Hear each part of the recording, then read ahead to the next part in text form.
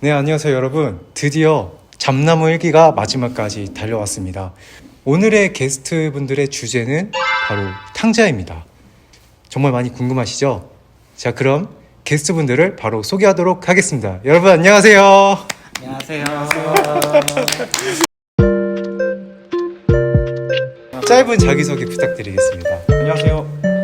저는 예수나무 청년교회 찬양단과 셀 리더를 하고 있는 윤희삭입니다. 와, 안녕하세요. 저는 작년에 교회 처음 오게 됐고 지금 예수찬양단에서 섬기고 있는 김민규라고 합니다. 와, 또 케이크와 커피를 후원해 주셨습니다. 아, 너무 감사해요. 잘 먹겠죠? 짠할까요? 먹이래요. 오케이. 아, 원래 버릇 나오는 잠깐만. 정신. 탕자 하면은 공통된 그 아픔의 주제들이 있는데 제가 한번 몇 가지 한번 던져볼게요. 고난. 맞다. 아니다. 아니에요. 오, 이거 의외인데요? 자, 두 번째는 상처. 두 분 다 상처 맞으시고. 세 번째는 의심. 아니에요? 네, 아니에요. 맞아요? 이거는 혹시나 해서 하는 얘기거든요. 신천지. 네. 맞아요? 와, 해당되는 이 탕자의 표본이지 않을까. 모든 거에 다 포함돼 있으세요, 진짜. 속아서 갔다가 돌아오는 케이스가 그럼 잠깐만. 목사님 보고 계시죠? 목사님이 요즘에 보시거든요. 이거. 당황하신 것 같아요. 진짜 당황하신 것 같은데. 생활하다 온 게 아니고요. 여러분 너무 속아서 교육 받다가 이제 알게 돼서 이제 나온 케이스가. 와, 속아서. 네. 그럼 어떤 구체적인 이야기가 있는지 혹시 들려주실 수 있을까요? 05년도에 대학교를 가면서 기독교 축구 모임을 가게 됐다가 운동을 같이 하고서 군대를 갔다 오고 나서 그분들을 다시 만나게 됐는데 그 예전에 했던 그 축구팀이 아니었어요. 그래서 거기 팀을 물어봤더니 요즘 그 이단들이 워낙에 많아서 그 교육을 받고 인증된 사람들만 다시 그 팀을 갈 수 있다. 교육을 받자. 모임이 기독교 모임이고 하니까 뭐 의심이 없었어요. 뭔가 이상한데 교육의 종착지, 이 최종 목적지는 어디인가요? 이렇게 물어봤는데 그런 거 없다. 이렇게 얘기를 해주는데 의심이 들었거든요. 나중에 확인해보니 신천지였던 겁니다. 분명히 거기서도 정이 쌓이고 네. 형 동생 우리 가족 같은 사람들이 분명히 있을 맞아요, 텐데 맞아요. 이 배신의 아픔이 진짜 어마어마하셨을 것 같아요. 말로 표현이 안 될 정도로 그 정도예요? 상처가 정말 많이 컸어요. 그 이런 이단에 대한 교육을 받은 적이 없어서 신천지라는 자체를 전혀 모르고 있었어요. 09년도에 그때 처음 알게 됐는데 나중에 알게 된 거죠. 그 교육을 받은 적이 없어서. 신천지 얘기부터 하자면은 어떤 친구가 저를 전도를 해줬어요. 근데 그 친구가 한 고등학교 때인가 교회를 떠났어요. 무슨 이유인지 모르겠는데 근데 신기한 게 그 친구만 떠난 게 아니라 걔네 어머니랑 그 형님까지 다 교회를 떠난 거예요. 대학교를 가서 거기 대학 교회 찬양팀을 이제 섬기게 됐어요.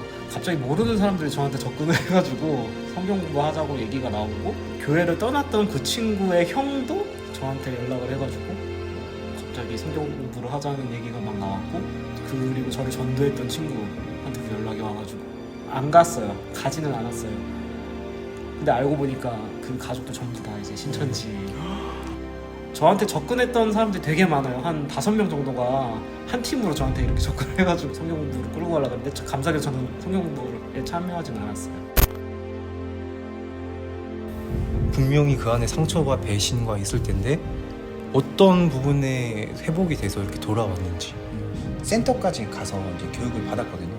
근데 그러고 나서 거기 많은 사람들이 뭔가 자기네들끼리는 이제 공유가 되는데 저한테는 속이고 있다라는 게 강하게 들었기 때문에 그거를 제가 의심이 들어서 하나씩 찾아봤어요. 그래서 제가 나중에 이제 대전 마띠아지파라는 용문동에 그 큰 교회가 있거든요. 거기를 가게 됐더니 그 저 한 명을 이제 추수하기 위해서 모였던 진짜 수십 명의 친구들, 형 누나들, 뭐 동생들이 이렇게 앉아 있는데 그분들은 이제 제가 드디어 왔다고 막 좋아하는데 엄청 막 반겨하는데 저는 속으로 와 진짜 영화 그 트루먼 쇼에 짐 캐리가 된 것 같이 상처를 진짜 엄청나게 받았어요. 아 결국 이 사람들이 다 여기 사람들이었구나. 와.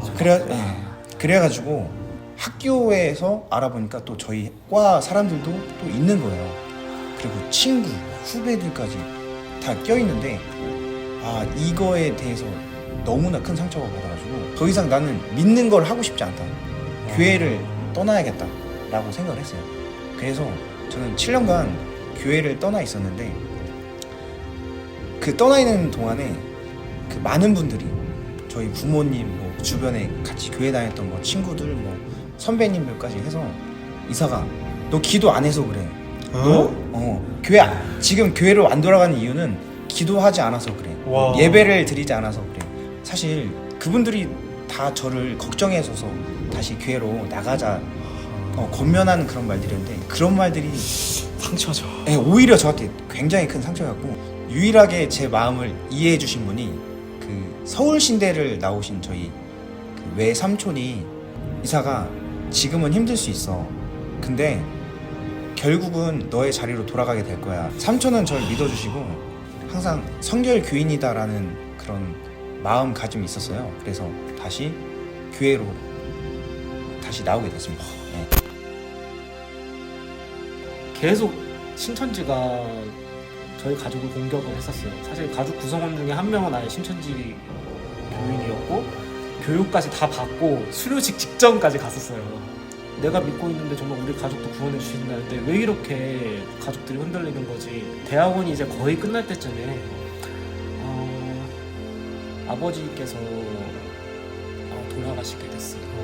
네, 20대 내내 나는 진짜 청춘을 바치면서 촬영팀하고 청소년들도 섬기고 막 이랬는데 배신당한 느낌이었어요. 살 의미를 잃어버렸죠. 그래서 이제 교회도 안 나가게 되고 과학에서 일하는 사람이다 보니까 저는 오히려 과학 때문에 신의 존재가 있을 수 있다는 생각은 계속 했어요. 근데 이제 이게 기독교의 신인지 아닌지는 되게 둘째 문제였죠. 되게 흥미로운 주제네요. 네, 내가 믿고 있던 신이 기독교 신은 아닌가 보다. 이건 거짓말인가 보다. 교회를 떠나게 됐죠.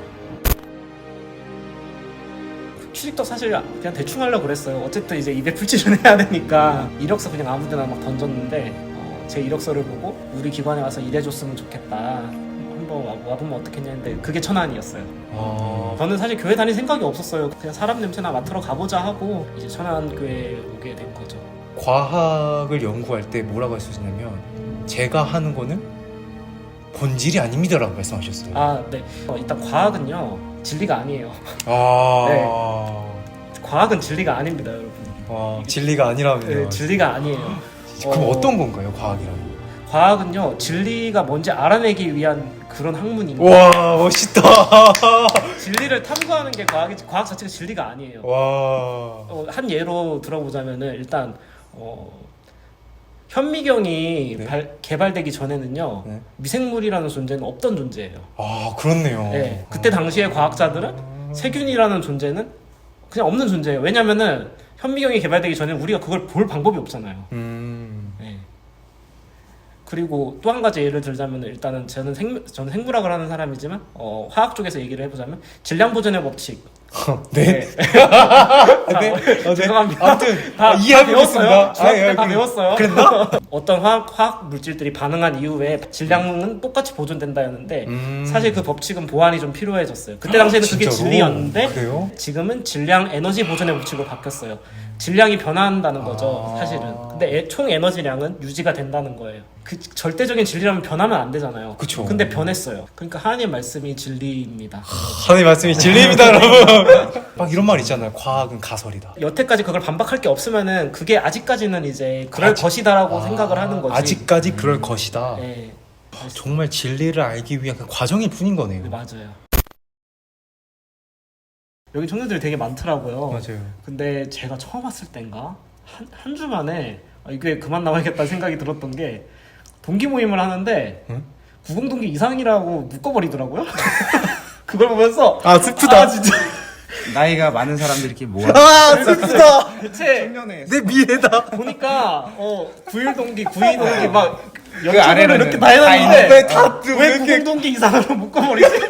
그래서 이게 나오지 말아야 되나? 동기가 동기가 어떻게 되시죠? 나의 저희 아직 꽃다운 구립 동기입니다. 구력동기. 멀지 않았어요. 아직 6년 남았어. 6년 남았나? 6년 남았어. 뭐 지침이든 상처든 막 방황하거나 또 하나님 곁을 떠나갈까 한 고민하는 그런 청년들에게 혹시 뭐 하고 싶은 말씀이 있으시다면? 한마디로 표현하자면 네. 너희들의 집은 여기야.